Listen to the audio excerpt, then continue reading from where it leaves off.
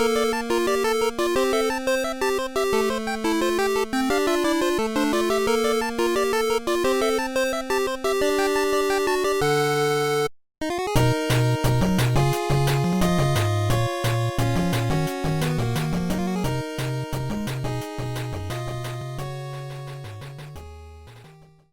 and welcome to Madoka Magicast, the podcast devoted to the dark magical girl anime franchise, Puella Magi Madoka Magica. I am your host, Amanda, lawyer by day, wannabe artist of some kind by what night and weekends. And my co-hosts here are Yasha and Vanna, who own Empty Movement, the biggest revolutionary girl Uchina website, and they are fandom mothers of the English-speaking fandom. And probably most of the Western fandom in general. Would you guys agree with that? Honestly, yeah. Probably, yeah. Probably, yeah. Humble, right here. Yeah. They are relatively new fans of the show, although at this point we've been doing this podcast for like a year and a half now, so yeah, you're not really new to it anymore. And this is the podcast where we talk about Madoka and all the stuff that we love and don't love about it, and we go through stuff that we have and haven't seen before, and it's a podcast. So, welcome. So we have opinions. Podcast. Yeah, you are literally here to hear our opinions. So, bless you. Hello. Thank you for listening. Yes. Today we are returning to our coverage of the different story manga. Last week we did Chapter 7. Chapter 6. I'm sorry, Chapter 6. Of the second volume. Today we were doing Chapter 7 of the second volume. And let me tell you, I'm pretty excited to get into this. Yep. Because shit is getting really interesting. Disasters everywhere. Wow, it's almost like real life. Everybody's disaster. The tension here is just... Getting like, to if you thought the tension in the last chapter was starting to get thick... It's the pudding here is really starting to come together. Mm-hmm. It really is. They put that pudding pie in the fridge, and it's been in there for an hour now. And you can cut it with a knife. Yep. Forget a knife. At this point, you need a chainsaw. We just realized there was too much cornstarch in this. And now we're hooped. Perhaps we should just jump right into it here. Let's do it. Mm-hmm. Yeah. So... Oh, do we want to point out that Anime Feminist article really quickly? Yeah, sure we can. As just a preliminary thing to chit-chat about. We're recording this on September 25th, and a new article came out.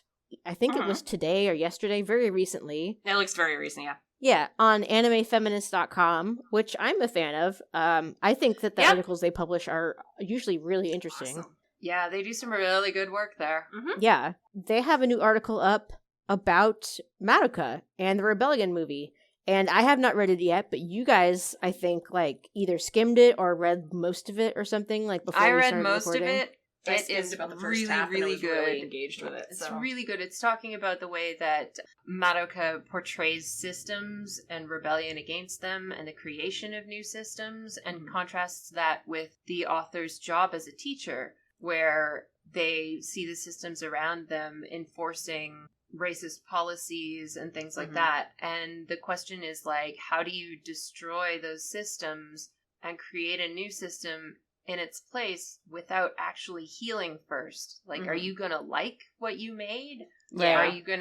Are you gonna be okay with the system that you created while you were still hurting and still damaged by the previous system? Like, yeah, it's like, why are you surprised that the thing you made, like the changes you made, didn't work when you weren't equipped to understand what needed to change because you grew up in the same yeah, exactly. system? Yeah. So it's asking some really neat questions. I really like this article. It's excellent. It kind of feels like it's kind of like how do you build a ladder out of the cave if you've only ever been in a cave? Yeah, Like that sort of thing. So and it's talking about like the creation of Madoka's new system with the law of cycles, and how that system didn't actually abolish the pain and hurt of the magical girls.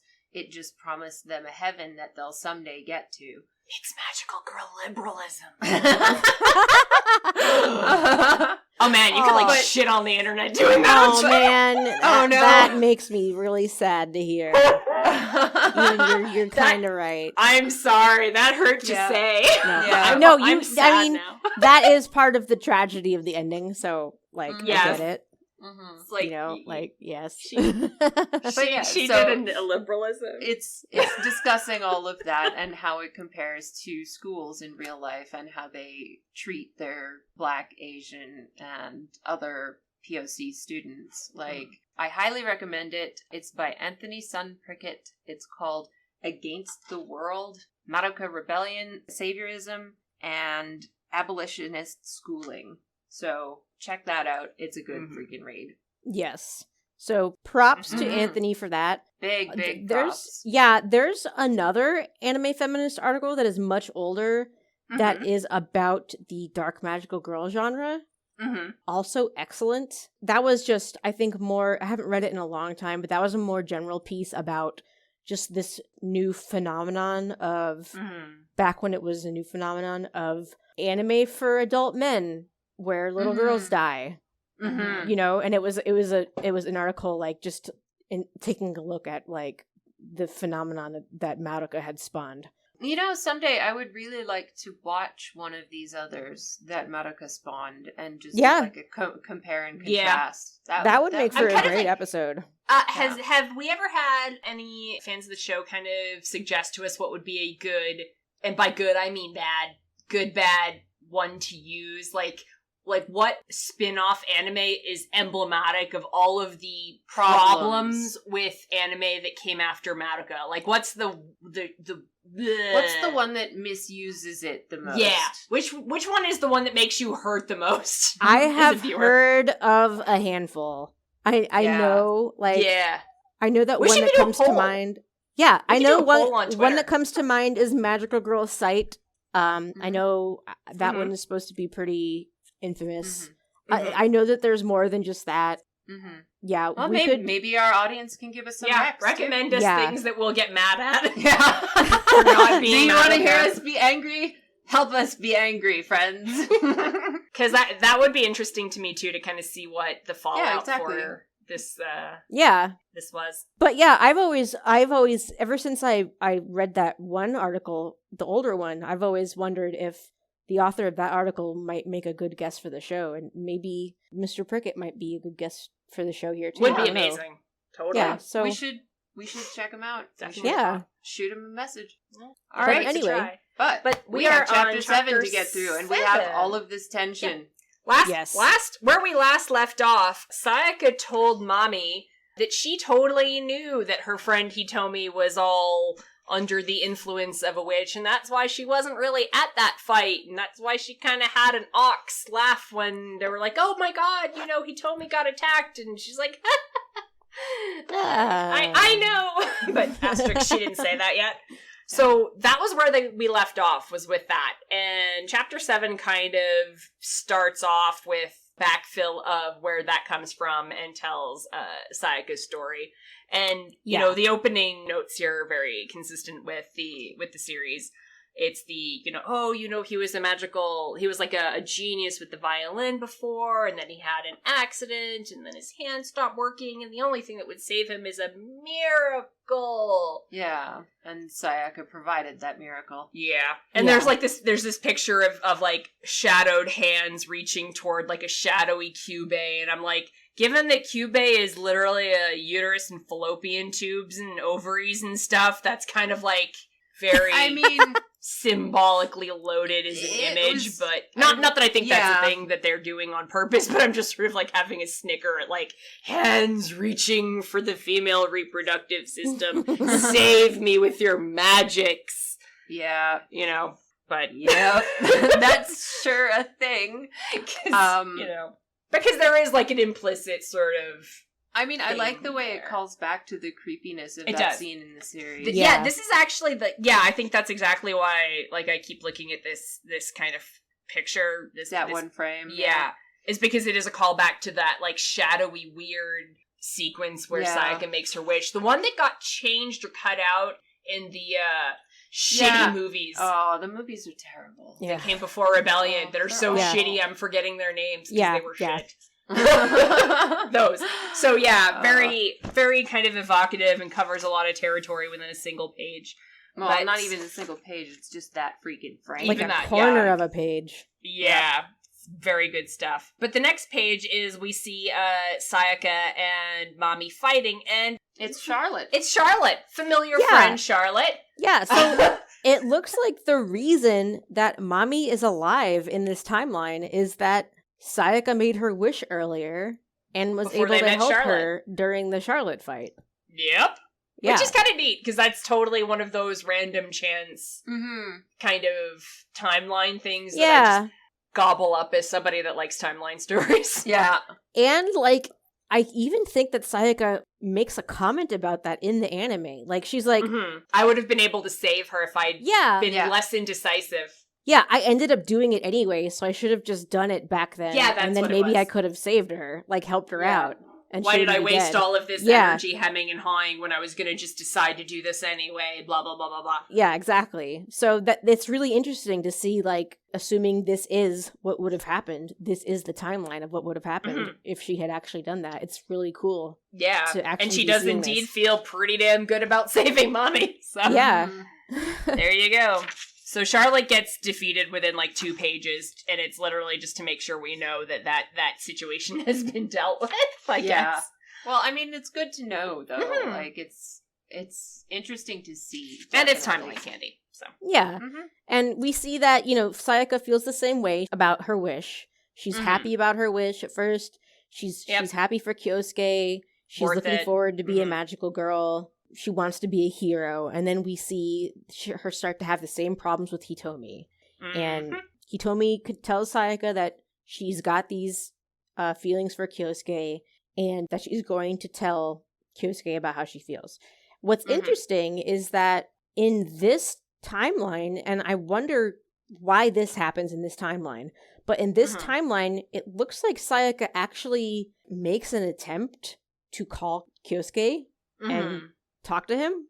Mhm. Like, an attempt is made. It That's doesn't go good. anywhere. She ends up not asking, but like, yeah, but she like tries. she actually picks up the phone.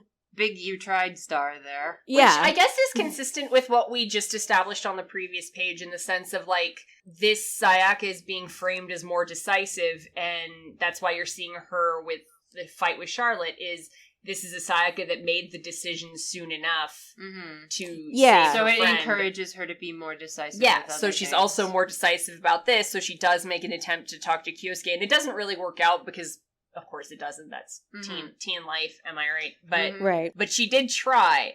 It's kind of interesting because I get the impression that when you see that she tried but it didn't work out, they're kind of communicating to you that she wouldn't have known what she was going to say Mhm. necessarily. I don't know why that's making sense in my head. I feel like that's what the message is when they show you that she tried but that she didn't Yeah. actually have to do it. Mhm. Is it's like, you have a smash cut to another scene, so you're kind of wondering, would she even have known what she wanted to say? Yeah. Like, an When he attempt picked up doesn't the mean that it phone. was going to be a good attempt. Exactly. That, like, Mhm. that actually accomplishes Yeah. anything. Yeah. She was going to try, but would it really have helped? Probably not. She probably Yeah. would have I mean, messed it up. But Then, too, even if she had known what she was going to say, then there's still the chance of Kyosuke rejecting her. Mhm. So there's lots of different ways that this could still end up with Mhm. Sayaka envying Hitomi. yeah, definitely. Like, it doesn't change that dynamic, I think, too much, but I do think it's interesting that she's a bit more decisive. Mhm. Maybe not so decisive that she knew exactly what she was going to say, but she was just decisive enough to want to have to say something. Mhm. Even though when he picked up the phone, she probably would have just stumbled all over the place trying to make a point. Yeah. As Yeah. you do when you're like this, Mhm. But she did try, so points to her. Unfortunately, I feel like that just means her more decisive nature means this snowballs faster and harder. Yes, Kinda, it does. yeah. Kinda, yeah. Like- Yeah. She's also deciding to be worse. Yeah, my like grandma. she's like calling Kyosuke, thinking Mhm. about what she's going to say. She's thinking about Hitomi. She once again feels like you can kind of tell that she kind of feels inferior to Hitomi with like how much she studies and all her hobbies. Mhm. And she starts thinking to herself like, I could tell him my feelings right now, but Mhm. if I did start going out with Kyosuke, like, what would I do about being a magical girl now? Like, I Yes. have to go fight monsters. Like, that we did kind of miss a little thing right before that here. sure. With Hitomi. So it sounds like Hitomi and Sayaka are talking, and Sayaka's like, what the fuck? Because Hitomi is trying to drop some of her extracurriculars to study for entrance exams.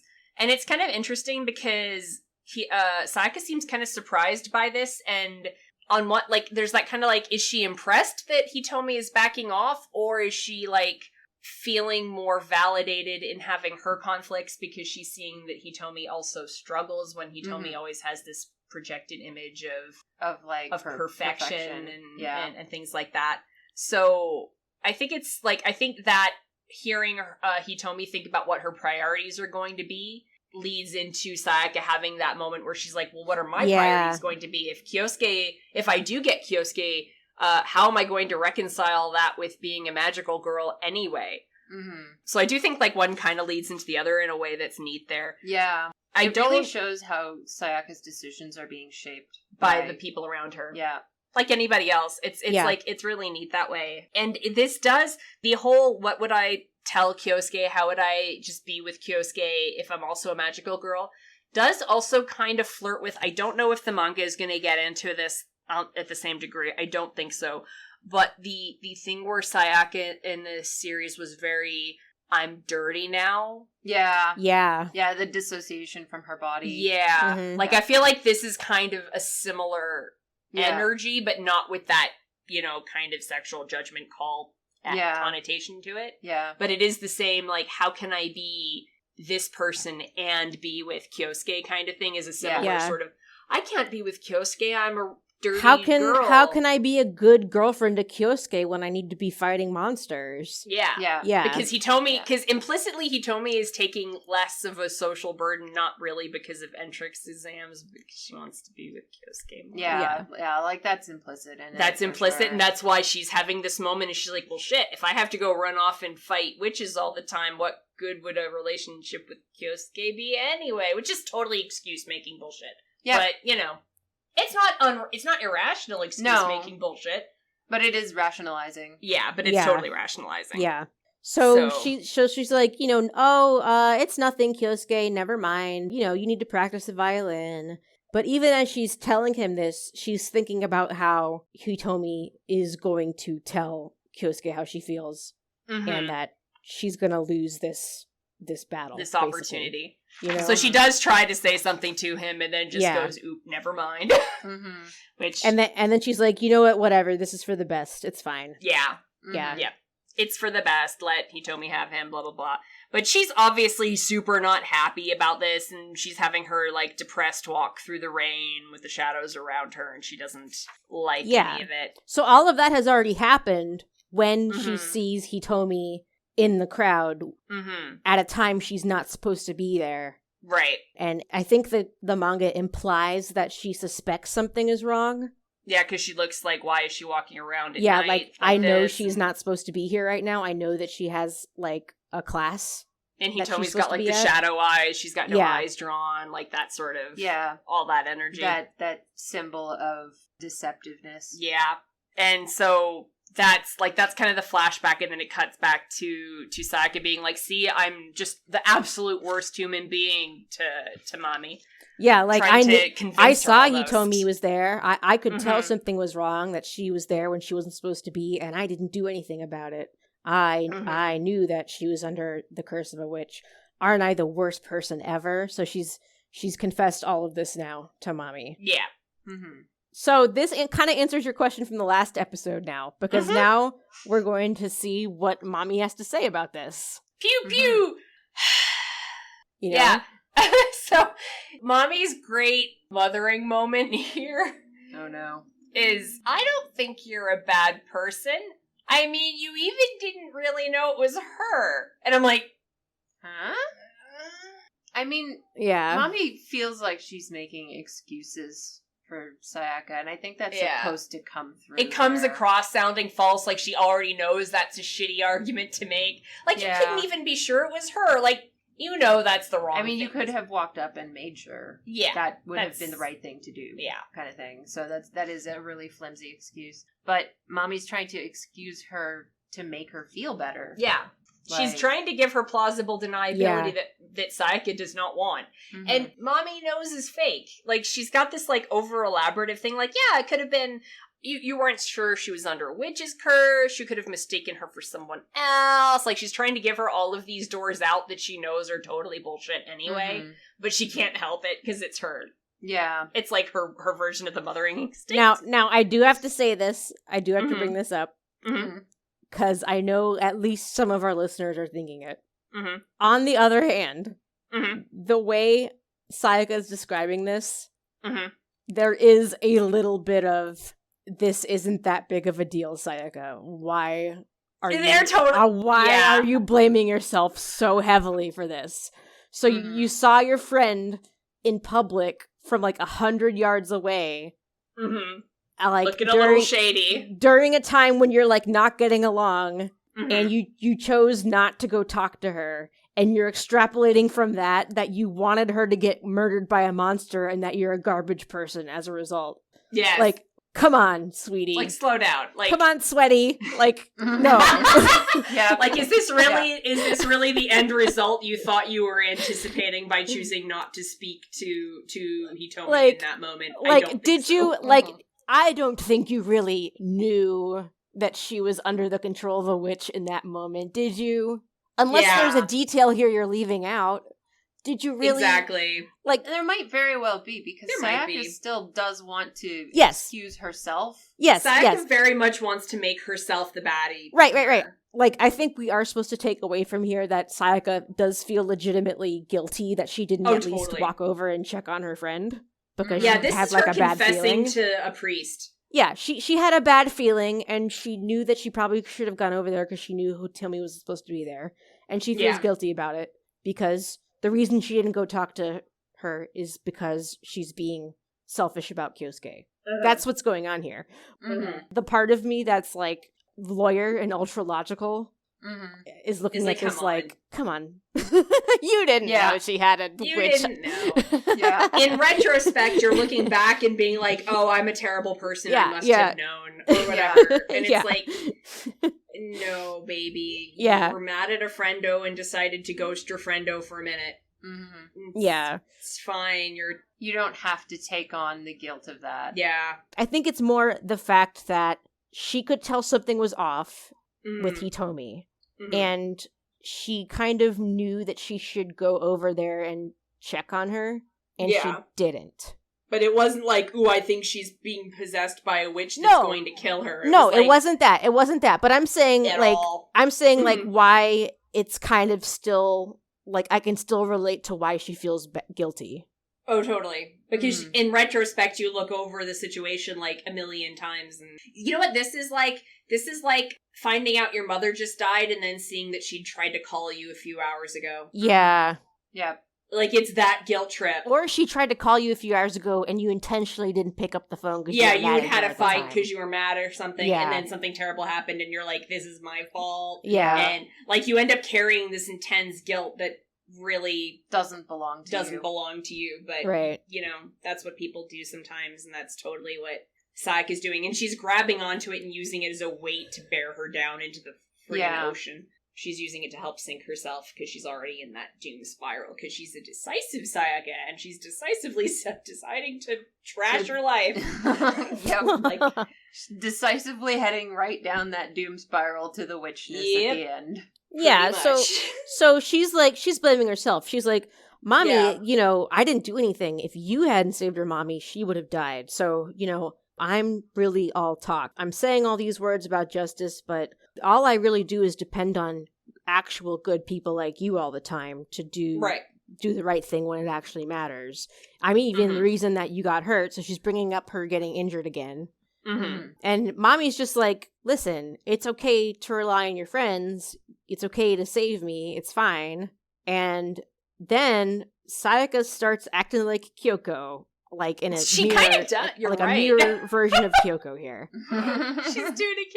She's doing a Kyoko. She's like, Mommy-san, you really are a nice person. why don't you ever come down hard on me? It's because I went and ignored your warnings and made a contract that things ended up like this in the first place. I mean, but we as the audience know if she didn't make that contract, then Mommy would be dead right now. So Sayaka is literally trying to flog herself, and she's asking Mommy, why didn't you flog me first? Yeah. Yeah, and that's literally what it is. That's kind of what Kyoko was getting into last episode. Yep. Maybe Sayaka has a bad dad, too. Why are you babying me right now? Yeah. Why do you constantly baby people? And that's what Sayaka's saying here, too. Like, if Mommy is like the representative mother, these are all girls rebelling against Mom. Yeah. Why didn't you mom me differently, Mom? Mom, can't you punish me sometimes? Yeah. Yep. You didn't punish me enough, Mom. God, I'm relying on you to be my role model, and then when I do stuff that I think you wouldn't approve of, you never get mad. I don't understand how I'm supposed to act. Even though I deliberately did this to piss you off, why didn't you get mad, Mom? Which is like both Sayaka and Kyoko do that. Yeah. Deliberately try to piss off Mommy and have it fail miserably, and then they get mad at her. Like, why aren't you mad? Well, I mean, because I don't know if Sayaka so much is doing this deliberately, but this is like Sayaka kind of... It's almost like Sayaka is looking for a certain reaction from Mommy here. Because she sees Mommy as being the ideal justice seeker. And for Mommy to not be... And she even says this, I think, later. For Mommy to not be scolding her for what she thinks was a unforgivable action, Mommy is not living up to her image of her. Yes. You know? Yes. That's exactly what she says. Yeah. So, yeah, we go from here, you know, why don't you come down harder on me? I wish you'd been harder. I think we need to... And kind of tries to break up. I think we should stop fighting together. And she frames this, I don't really have the right to fight alongside a good person like you. Heavyweight, burden of responsibility, etc., etc. But her argument there is, if you would be willing to team up with somebody like me, how could I continue to respect you? Yeah. Like that's that. I don't want to be part of a club that would have me as a member. Exactly. It's like that. And so I want to float something kind of weird here. Strictly in the sense of good parenting and good fostering of better decision making with the people that you care about. Mommy's weakness is that she is non-judgmental to a fault. Too permissive. To a fault. Yeah. And I think Sayaka has a point and is right to kind of call her out on this in the sense of what Sayaka needs right now is to be judged. She is asking for someone to judge her in the hopes that Mommy or anybody else would judge her more kindly than she is choosing to judge herself. Refusing to provide her that, being so non-judgmental that you leave her to her own, is harmful because you are leaving her with the harshest critic anybody can have. Sometimes it's better to be that mean person and to call somebody's behavior out and to say, yeah, you did it bad, when you can put it on your terms and judge them on your terms that will be kinder to them than the terms they're going to set for themselves. And I think in that sense, there's that is a weakness Mommy has and something Sayaka probably did need. She needed a friend to show up and be like, yeah, that was fucked up, bitch. But now you're going to move on. What she needs is Kyoko to walk up and grab her by the front of her shirt and be like, what the fuck's wrong with you? Yes. Yes. And I think that's actually really neat because, and this is kind of like an Utena moment, because Utena has a similar arc where it's like, Utena, you've been trying to be such a good person all along and you've been face planting and not helping people by trying to be that good person, even when that's not the best thing for the people around you. And I feel like that's the moment Mommy's having here, is she's realizing that her insistence on being that kind of good person is actually harming the people around her, because she's not giving Sayaka the tough love that she's asking for. And she's explicitly asking for it right now. This is what she wants. Just like it's what Kyoko wanted, is she wanted someone to judge her and then give her a better answer than the judgment she was passing on herself. Yeah. And Mommy is denying Sayaka that, which is not her fault. I'm not saying that, ooh, fuck Mommy for this, but it is kind of sad because that is very much a, dynamic of working with other people and trying to like help them grow is that sometimes you have to be their conscience for them because their conscience is too warped by their own biases to be fair to themselves. And that's not something Mommy understands. And that's why she's face planting here. Yeah. Like, she could be saying to Sayaka, yeah, you're right. If we weren't there, she would have died. Your friend would be dead. Up. Yeah. So what are we going to do next time, Sayaka? Next time, we're going to put on our big boy pants. And even if you don't want to talk to her, that's okay. Instead, you're going to follow her for a little while instead. You know? That's what we're going to do next time, right? Like, that's how we're going to approach this situation next time, okay, Sayaka? And, you know, you didn't do the wrong thing by not going over to talk to her. It's okay. Being a magical girl doesn't mean that you have to be everyone's best friend at all times and you can't have fights with people. It just means that if you feel like you need to double check on someone, there's other ways to do that without having to approach them. Like, that's the kind of thing she could be saying to her. Yeah, definitely. And that would probably actually make Sayaka feel better. Yeah. You know, like without and that healthier. That might actually make her feel better about maybe feeling guilty that she didn't she was afraid to go talk to Hitomi. Yeah. You know? It's an unfortunate situation because it's well-meaning deception. Yeah. Like, everyone in this situation is being deceptive towards each other, but with good intent and like a desire to preserve the friendship and a desire not to create conflict and so on and so forth, but you're just making the situation worse by not addressing the elephant that's in the room at this point. Yeah. So I do think that that's kind of an interesting character moment and definitely something that makes sense in the sense of like if Mommy had been around for Sayaka's arc, because that's again a situation where no, Mommy wouldn't have made the situation better because her own biases and her own emotional needs don't necessarily line up helpfully with this situation at all. And nor should they, because she's like what, maybe 1 year older than them, and she really shouldn't be the one dealing with an entirely suicidal magical girl either. Nope. Well, like, and as we've already seen, the entire conflict with Kyoko would have been completely handled by Mommy and would have never even happened. Yeah. Which is exactly what's happening. It turns into it's no longer a Sayaka and Kyoko conflict, it turns into a Mommy and Kyoko conflict instead.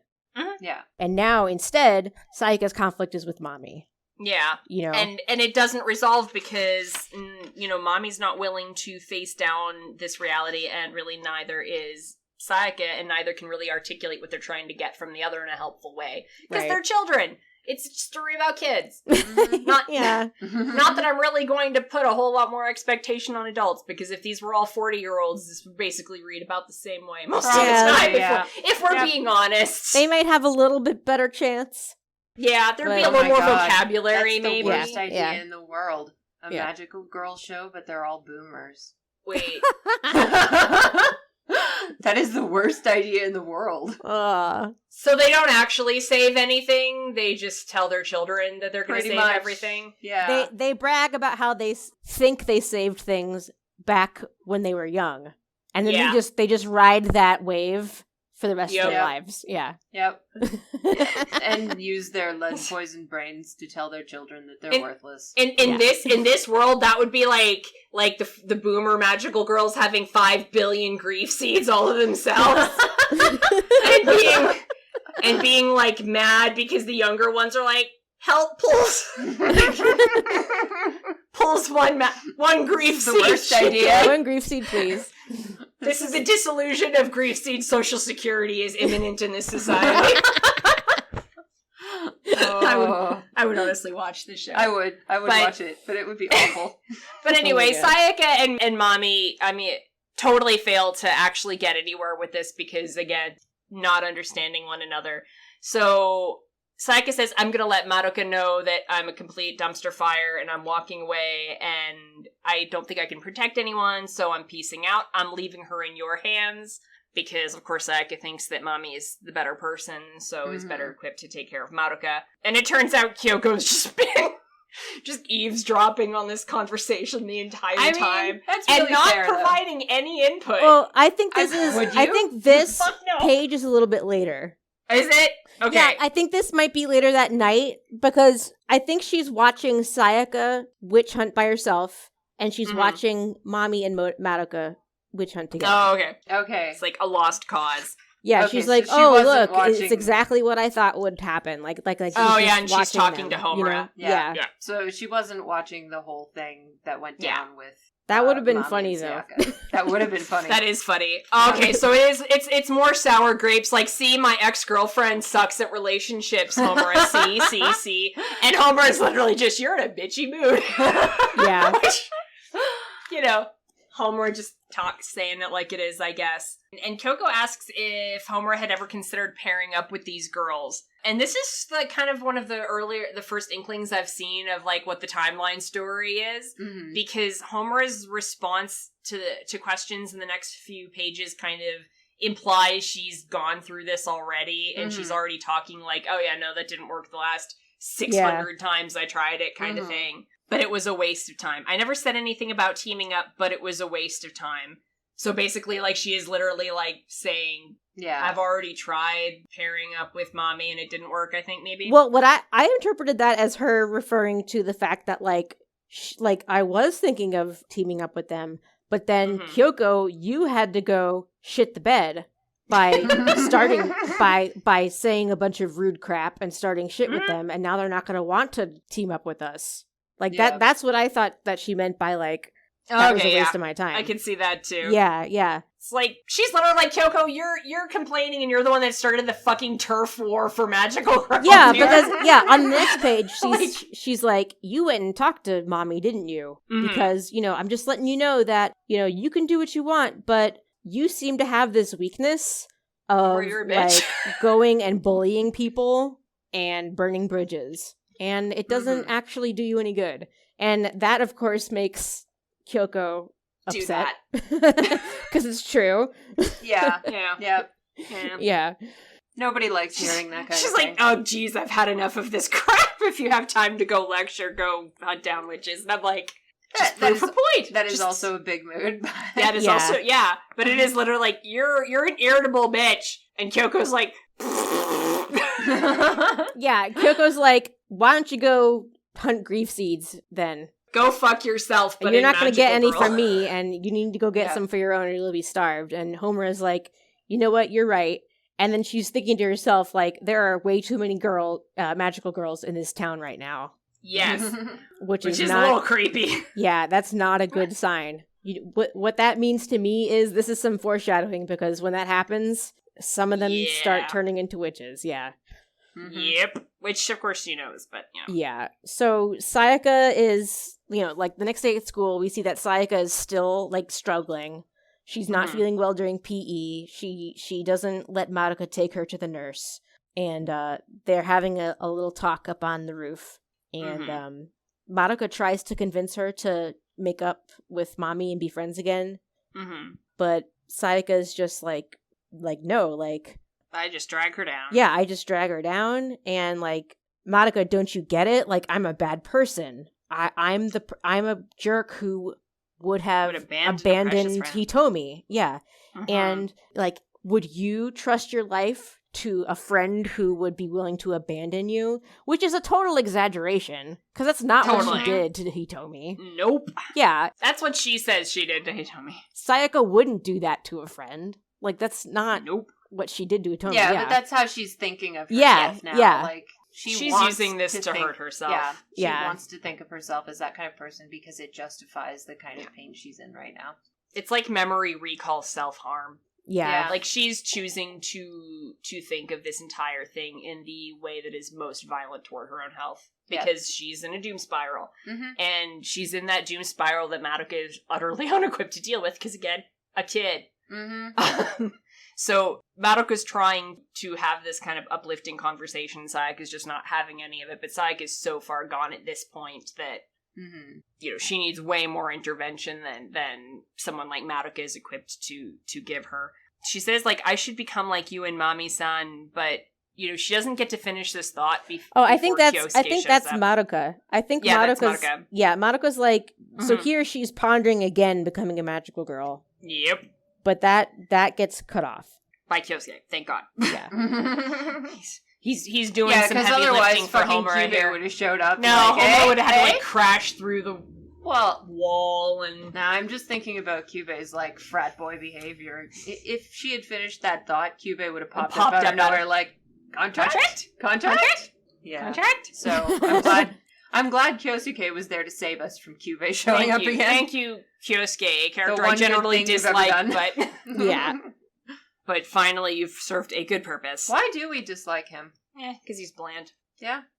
I feel like he's not really a terrible character. He is just kind of bland. We He's never just really bland. get to learn all that much Yeah. about him. He actually gets, like, some characterization here. He does. Yeah. He gets more characterization here than I think he got in the show. Yeah. It's not that I dislike him, I'm just sort of like, he's a bland character. Yeah. And does not act on the plot. No. The plot acts on him, but he has no agency in the story, so there's not much to say or think about him. Because we don't know what agency he would use, so it's kind of like, and he doesn't have anything to do, you know? Yeah, he's got nothing to do. Yeah. And that's fine, that's not his job, but it just means that I'm not like, ooh, I simp hard for Kyosuke. It's like, it's just sort of there. No, that's Sayaka's job. That should be the title of this episode. I simp hard for Kyosuke. But I don't. I'm supposed to not simp hard. But that should just be the title anyway. That is fair. So, Kyosuke's on the roof and has interrupted their conversation. And he's like, oh, here you are, Sayaka. And he's here because he wants to give Sayaka a gift. And he says, sorry, it took me so long to give you this, but I couldn't find you. I only ever see you at school. Mm-hmm. I wanted to say thank you for supporting me at the hospital. And Sayaka, like, very nearly starts crying. She's like, oh, you didn't have to do anything like that. It's not like I came to see you to be thanked or anything. Yeah. Which, you know, she totally she totally wanted the recognition. She totally did. So this is a question one of you may know better than I do. Because I do not pretend to be some kind of deep lore cultural understander of Japanese society. Yes. But usually in, like, if this were an American, like a story that was made in the US, giving the gift would be something that you took to be an increase of intimacy, because you don't give gifts to people unless you're closer to them than you were a moment before. This feels to me more like the gift is a sign-off. Yeah, I'm getting and from what I understand, that is more of a Japanese phenomenon with gifts being an obligation of exchange. More formal. Yes, it's more formal. So this is not, ooh, I care about you, Sayaka. This is him meeting the formal obligation that she helped, and thus admitting that there isn't an emotional attachment past. Yeah, that's kind of how I read this as. I mean, I would say yes, but I wouldn't say that it's necessarily a completely empty gesture either. Yeah, no. But still, that it's not a gesture of intimacy the way people in the West might take it. Yeah, like, I feel like the take-home for Sayaka is that she's being rejected, not that she's being embraced or invited, I guess is what I'm saying. Because this reads to me like he's saying, I really appreciate everything you did, but it ain't like that, girl. Kind of, like... You know what it seems like? It seems more like, you know, when you have a wedding and then you have to write all the notes of thanks for the gifts after. Yeah. Like, it feels like that kind of thing where it's obligatory. Yeah. Kind of. You know why I'm thinking this? I didn't really get that from this. No? This is, you know why I'm thinking this? This is Sanji about to leave Wakaba's dorm and like, I'll buy you something expensive. Can I send it to this address? Yeah. I didn't really get that from this scene, to be honest. Okay. What did you get from the scene? Well, I mean, I think the reason I did not take that from this is because down farther on this page, she's like, anyway, you should be here with Hitomi. Everyone is talking about you guys now. So I think they are already dating. So I think it is already like a thing. That ship sailed. That they are not together. And that that Kyosuke and Hitomi are together. I think Kyosuke might be legitimately trying to give her a thank you gift. And trying to express some honest appreciation for her being there for him. In a platonic way. Yeah, that's what the problem is this is so platonic right now. But like in a way where he's being genuine. Yes. you know. He's being genuine, and I'm not Yeah. questioning his motives. I'm just Yeah. saying this is clearly not a romantic gesture. This really tracks for Amanda to take the seeing the good in people position and to be like denied. Yeah. Okay, Giovanna, the kind of person that gets a gift and goes, "You hate me, don't you?" But no, I'm teasing, but Yeah. it could totally be either. But that's totally how I read it. Yeah. I mean, you guys are right. You guys know me. You know what kind of person I am. But and then like I feel like Sayaka here. I guess I didn't necessarily see it. I see her reaction being very mixed, more than necessarily rejected. Where I feel like this is the recognition that she wants. Like she did want him to say thank you, right? Yeah. So she is flattered that he's giving her a gift. But she's also sad that they're not together, you know? Yeah. And she's also sad that she has to acknowledge the Hitomi thing and be like, you should go hang out with Hitomi. But she's also, you know, happy to see him. And she's also blah, blah, blah, blah, blah, you know? So I saw this as having more of a conflicted reaction to this. Like it's bittersweet? I saw this as her being very bittersweet positive for her, you know? That's fair. Yeah. Because it does have that kind of like, because she does consistently say in the manga and in the anime, all I want is his gratitude. All I want is for him to thank me.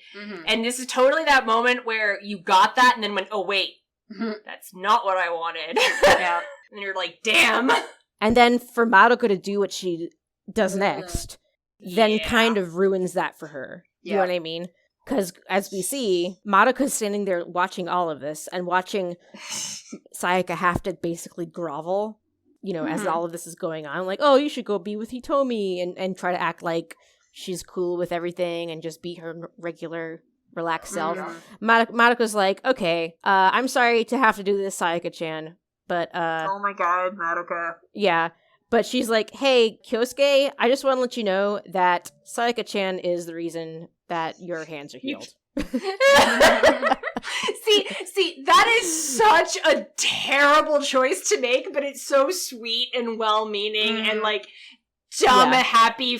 She's such dumb pro-tag energy here. Honestly, I admire the honesty. But I'm also like slowly cover my face in horror.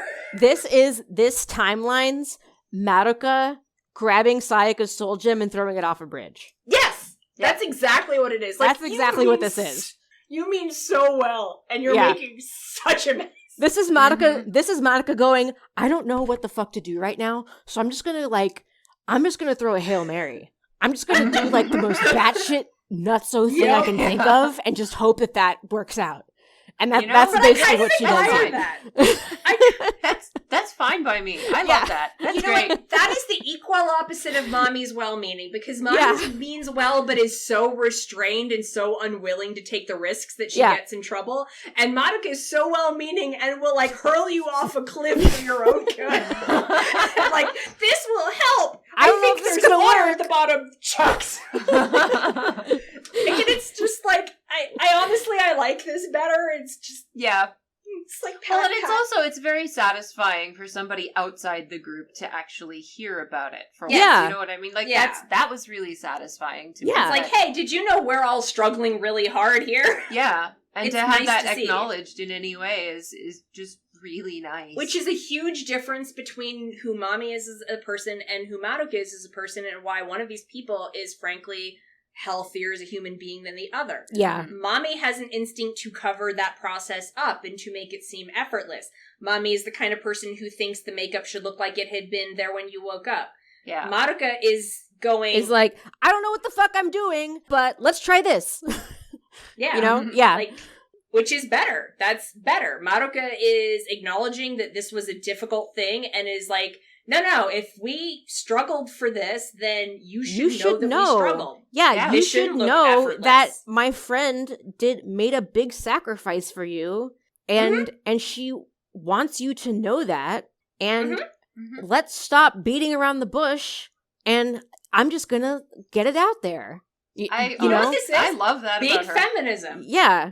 This is big feminism because because Mommy's traits are all very framed as super feminine, and there's that feminine refusal to make it look hard and to make it look like this just all comes naturally. And Madoka is just like, no, fuck that. This is hard, and I think we deserve recognition. The fact that she's saying that to the only fucking male character in the story is part of why I'm going, hey, this is feminism. Yeah. Madoka is seeing the struggle that these young girls are going through to make life better for him, and is like, no, you should need to know that about this this happens. and you need to acknowledge it. Yeah, you need to, that needs to be something you're aware of. You don't deserve to have everything good happen to you without knowing what went knowing into that it's somebody else paid a price for it. Yeah, and to Kyosuke's credit, he does, like, he stands there and listens, you know? Yeah. And Madoka's like, listen, like, that's actually true. I know that's, like, nonsense, and I know this sounds bonkers. It's a crazy thing to ask you to actually believe, but that whole, your hands need a miracle to be healed, that actually happened, and that was Sayaka. And she, like, risked her life to do that. And you needed to know that. And Sayaka is, like, horrified at first that this is happening, and then she just kind of lets it happen. Yep. And, because when Madoka steamrolls you just lie down for it. Yeah. If Madoka's gonna go off on her shit, you have no choice. You're just stuck now. And then Madoka's like, listen, Sayaka, I'm sorry. I know you didn't want that to happen, but I couldn't watch you, like, be unhappy that way anymore. And Kyosuke, interestingly, for him, takes this information and goes, hey, Sayaka, why didn't you tell me? Yeah. Tell me about this. He doesn't, like, he hears what Madoka has to say, realizes this is about Sayaka, looks at Sayaka and is like, you need to tell me what happened here. Yeah. Like, which is actually pretty cool. Like, yeah. He wants to put her in a position to hold her accountable. This is where I'm saying, like, this is actually some decent characterization for Kyosuke. This is the first time that I'm, like, maybe starting to see why anybody would Sayaka be a little bit interested maybe in this we guy. do simp a little. Maybe we do. Maybe we do simp a little. This is also good allyship. Yeah, that's true. Heard some shit, wants to hear more. I guess it's confirmed. We simp Kyosuke. Big growth moment. Yes. And, you know, he's like, you need to tell me all of this yourself. I need to hear this from you. And Sayaka's like, okay, I'll tell you everything, but give me one more day. Which normally I would say is good because it's always good to actually have to think about what you're going to say. Really but here it's like, oh no, this is a death flag. No. This is a death flag. Yeah. Yeah, because we already know she's kind of on the edge of a cliff. Yeah. And we're like, she's not. Give me one day, and then tomorrow I'll tell you everything. It's because we know at this point, Sayaka doesn't want that day so that she can better think about how to communicate her thoughts effectively, and that's not what she's doing there. Yeah, no. Well, it's either that or it's like, oh no, honey, you're gonna get Urobuchi'd within that day. Yeah, something's gonna happen to you. Den on his way. Yeah. She's just like, I just need one more day to complete this doom spiral. Yeah, it's literally like, let me doom scroll for another minute.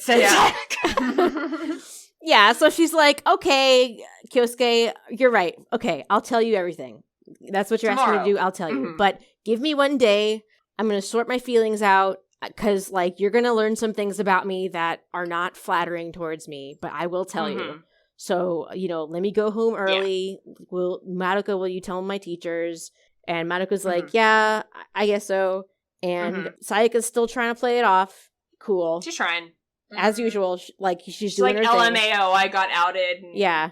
Never thought that was going to go down that way. And then she says, you're a completely different Madoka, which is patently untrue, but everyone feels like it's different when it's turned on them. Yeah. Like, no, this is literally Madoka from day one. Yeah. In the anime, in this, same Madoka. Same Madoka. This is exactly the shit Madoka does, but when it's turned on you, it feels like an attack. This is just what happens when Madoka starts to make decisions. Yes. When she starts to feel confident enough and concerned enough about her friends to actually start making decisions. Which tracks. Yeah. Because really, what is her wish but this? Yeah. But literally just chucking everyone off a cliff in the same well-meaning way. Yeah. Like, Madoka has no chill. Yeah, so the last page is Sayaka smiling and saying, I know you were doing it for my sake. Thanks, Madoka. And then there's this silhouette of Kyubei. And she says, see you tomorrow. And that's the last page of the chapter. And not only is it Kyubei, it's Kyubei looming at the top of the Kyubei Tower, or whatever the fuck this is now. He's like in a tower overlooking the roof, and it's like... Oh, you know, yeah, that creepy. is like a... You know how it's actually in the anime, you know how there's one scene on the rooftop where mommy's kind of like watching. Yeah, she's them? in that structure there. She's in that building too. So that's the building that Kyubei is watching all of this happen. Okay, but I want Kyosuke to come back because apparently he's Kyubei repellent. It's true. He kept Kyubei away for like an entire scene. Yeah, he did. Keep that guy around, man. Wait. The toxic male coded character is repelled by the healthy male character. Oh, insights. Oh. Find an ally and then carry him everywhere. the last time we saw Kyubei in this entire chapter was that one panel on the first page that we were talking about at the beginning of this episode. So that's really interesting that this chapter is bookended by two creepy silhouettes of Kyubei. Yeah, and that's the only time he shows up the whole But that's chapter. like him also looming over the entire plot. Too. Yeah. Like, he doesn't even have to be there to be looming over the plot. Yeah. Yeah, but see, that's really great planning from Kyubei's part, is if you're a master manipulator, you create a system that does its job for you. Yeah. He's successfully but very he's a shitty hands-off manipulator. Here. Huh? But he's a shitty He's manipulator. doing pretty good here. Everyone's doing what he wants, and he's just sitting on his ass eating potato chips. I don't know. He something. seems to be. It seems to be playing out pretty well for him. He's this acting timeline. on the plot a lot less in this. Yeah. So maybe he's doing a little better. I think this author has more respect for Kyubei than Urobuchi did. Okay, that's fair.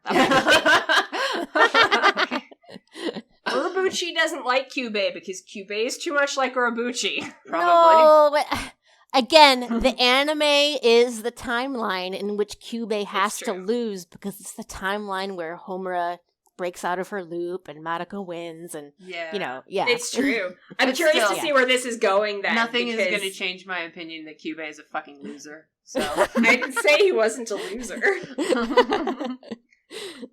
I'm saying he, at least in this chapter, has successfully put things so that the dumb children will act dumb without his help. Yes, but they were going to do that anyway. Yes. Yeah. It's not master manipulation to just sit back and watch the fireworks, okay? No, it's master manipulation to stand from a distance and watch teenagers be self-destructive. And be like, look, I destructed the shit out of these teenagers, says Kyubei from a distance with his pinky out, while the teenagers just do teenager shit. Pretty much. But with higher stakes. He's sipping champagne with his pinky out. No, he's drinking a pank drink. Pank drink? Yeah, he's drinking that pank drink. He's got a frosty cocktail. Oh. These kids just ruin their lives for him. Mm-hmm. With a curly straw. We gotta figure out how to make that pink drink. We do. We do. I think it's rose and lime. Let's do more cocktails. Yes. Yeah. So, I can't remember the name of it.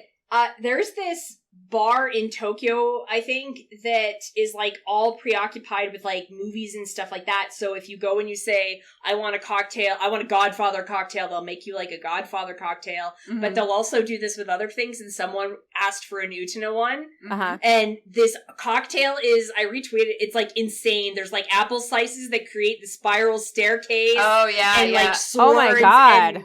It's so extra. Cool. And I'm like, I want to go there and get a Madoka cocktail and see what the hell they do. Yes. Because the Utena one was metal as fuck. Yeah. We have got to have that happen. We got to make that happen now. Yeah, that's on my list, when I go to Tokyo again. ProsCon 2021. Yeah, that this is a thing that we end up being able to do. But I will get a Madoka cocktail and see what they come up with. Musical 3. Whenever Musical 3 happens. Fingers crossed. Fingers crossed. Yeah. May the borders be open, and if not, seriously. I'll get across them anyway. Mm-hmm. We'll get in through South Korea or something. Yeah, I will smuggle myself in luggage or something. We'll get in across through Canada. Yeah. Well, I'm already in Canada. Well, I know. Well, we will. Yeah, like that's people true. from the U.S. will. At the moment, Canada's not letting people in the U.S. up here. Ah, shit. Yeah, the border is still closed to Americans. God damn it. However, we were talking this about country manga. But we're fucking talking about sucks the so manga, much. so Let's not talk about the real world. Yeah. It sucks. God damn it. yeah, I'd rather talk about the end of the world happening in this manga instead. Yes. So this So, is yeah. this Yeah. is set up really You know- nice for us to want Sayaka to talk to Kyosuke, but it is so fucking foreboding that I know that's not going to happen. Yeah, Oh. there's just, That's never going to happen. everything in this last panel is just so sad energy, like Yeah. that sad smile. Have either of you read the next chapter? I scanned looked it at super quick, but I and, didn't give it a read. Oh. Yeah. Okay, I won't. goes I the way won't. we think. I will not. I will not give anything away. But Yeah, I let's not spoil it for I the will. listeners I will either. say that the way this ultimately plays out is good, and that's Yeah. partly why I am very excited to get into Volume 3. Yes. Mhm. Yeah. That's it. This is a great place to leave off because we did these 2 episodes at once, and we're going to be like hyped for this next episode. Yeah, exactly. I guess we should end off then Yeah. here. Yeah. Let's Absolutely. wrap up. So Look, as always, it's an hour. thank you. I know. I'm actually kind of happy that we have some short episodes for once. Yes. I saw a tweet on Twitter the other day that was like, I forget what it was exactly, but it was like, when you open a podcast and all the episodes are more than an hour and a half long, and it was like a picture of someone like looking like they were dying. Yeah, and I'm like, Yeah. I'm So- in this picture and yeah. I don't like it. Exactly. So I was like, oh, that's me. So it's probably good that we have a couple Good for us. shorter episodes Yeah. this time. Yeah. Back And pats for us. Honestly, I know probably we have some listeners who probably do like our super long episodes, but you know, everyone, A bit of if variety. we have some shorter episodes, that does make it easier for us to produce more of them more often if they're a little It bit does. shorter. Yeah, so really does. you know, so if you're sad that it's shorter than some of our other ones, just tell yourself that it does help us make more episodes Make more more. often, faster. So Not to mention, I mean, the manga is easier to make short episodes on because there's like the visuals are static in it. Yeah. Yeah. To the movies, the anime, Yeah, there's all of less that. ground So- to cover because there's less Exactly. input to cover. So yeah. that's something that the manga lacks that the anime and the movies had. And it's much Yeah, I am easier also for glad me to for make the videos for the comics because Mm-hmm. like sometimes I've there's been a couple comments sometimes with some of the videos. And I guess I might as well address this since we're talking about it. Like Mm-hmm. Sure. there's been a couple of comments on YouTube sometimes where people point out that sometimes like we're talking about something in an episode or one of the movies, and I guess people might think that we're not putting on the YouTube video screen a screenshot of exactly what it is that we're talking about, and it's something only like maybe a little bit related or not related at all. Mhm. I just want to remind everybody that this was supposed to be like a podcast first and not a YouTube series. Yeah. And I did Yeah. the YouTube videos to like widen our audience. And because I thought it would be good to have videos for those moments when sometimes screenshots would help with what we were Right. talking about, you know? So this is supposed to be something that you're really just supposed to be listening to. Mm-hmm. So the YouTube videos were never really supposed to be the way Man, you if y'all want listened. us to make videos out Yeah. of this, send us a freaking video producer. Yeah, join our Patreon because Yeah. that would I mean, and I'm not being facetious, like that really would No. help us produce more stuff more frequently. Hey, maybe we should make that a goal. Yeah, Oh, God. Good. yeah. Yeah. YouTube videos. I've been avoiding the idea, like, in Mm. terror for my life. So Let's yeah. do it. Let's do it. So if that ever happens, just remember that I have to make the videos personally, like on my And time. God bless. Nobody helps me make those, and when I have to like get screenshots, that is very time consuming because I have to like pull up the video on my computer and take screenshots, resize It's them. It's not like they have an otori.nu. Yeah.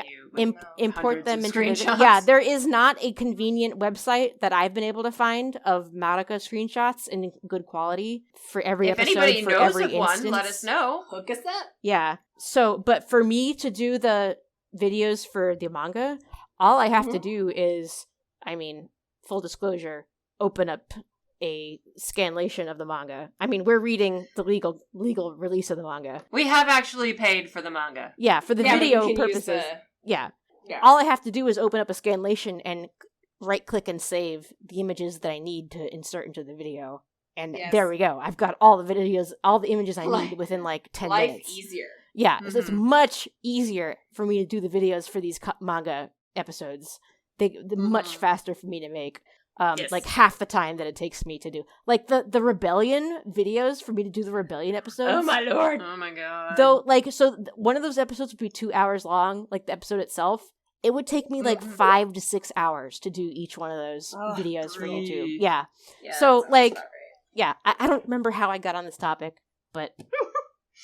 it was more it's just good. Addressing people who think that this is more a video-based thing. It's not. It's a podcast. It's a podcast with a supplement. Yeah, and it's good sometimes when the episodes are shorter, because then we get them out faster, and we can do more of them more often, more frequently. Yeah. So, anyway. There you go. All right. Yeah. So, next time we'll be doing Chapter 8, and that's going to be awesome, and we hope that everybody joins us for that and looks forward to that. We'll have to see where this goes with Sayaka and Mami. Pressing F already. Yeah. Yep. Thank you all for listening to our opinions. Yes. Our very important anime opinions. Totally. Super important. We have opinions on the internet. Yes.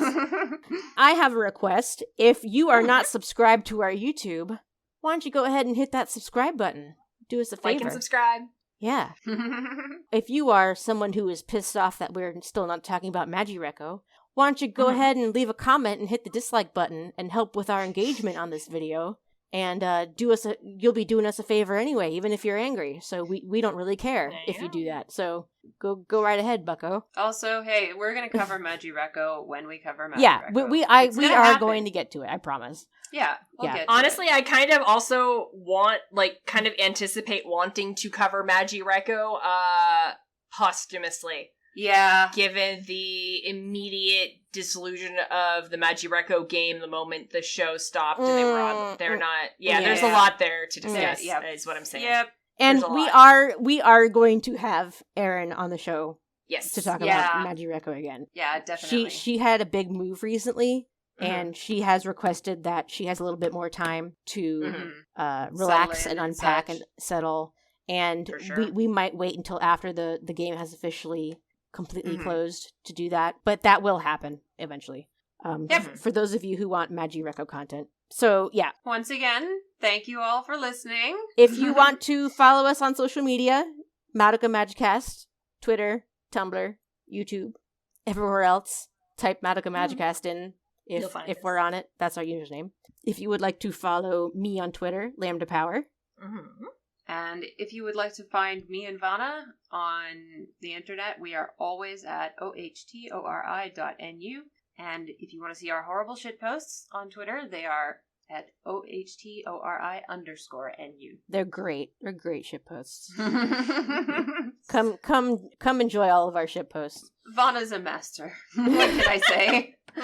Yeah, I mostly run the Twitter. So. Yeah. So thanks for listening, and we will see you all next time in the next episode. Bye. Bye, friends. Pew pew.